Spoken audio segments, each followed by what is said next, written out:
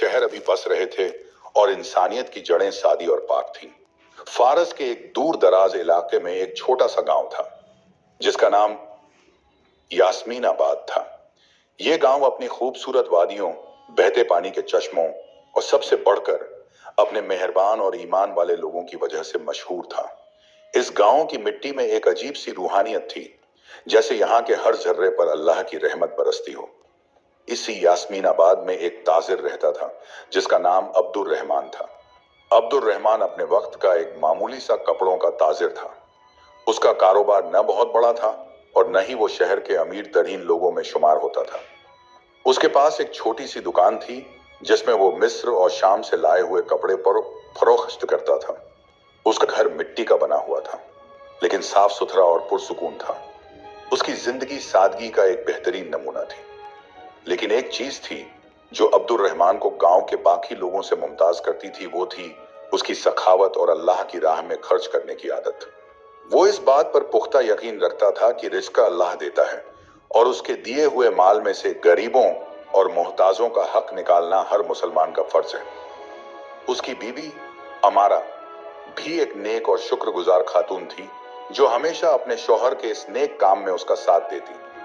अब्दुल रहमान का एक मामूल था, हर जुमा की नमाज से पहले वो अपनी दुकान की दिन भर की कमाई का एक खास हिस्सा अलग निकाल लेता। फिर वो उस रकम को लेकर गांव की गलियों में निकल जाता और चुपके से उन घरों की मदद करता जिनके बारे में उसे यकीन होता कि वो जरूरतमंद हैं। वो ये काम इतनी खामोशी और राजदारी से करता था कि अक्सर पड़ोसियों को भी खबर न होती। कभी किसी बेवा के दरवाजे पर आटे का थैला रख देता तो कभी किसी यतीम बच्चे के लिए कपड़े और खाने का सामान छोड़ाता। उसका चेहरा हमेशा एक अजीब से इत्मीनान और रूहानी नूर से चमकता रहता। लोग उसे अब्दुल रहमान भाई कहकर बुलाते और उसकी इज्जत करते, लेकिन उसकी सखावत के इस पहलू से बहुत कम लोग वाकिफ थे। एक साल यास्मीनाबाद और उसके आसपास के इलाकों पर शदीद कहत, सूखा, आसमान ने जैसे पानी बरसाना ही छोड़ दिया था। जमीनें बंजर हो गईं, फसलें सूख गईं और कुएं खुश्क होने लगे। गांव के लोग परेशान हो गए।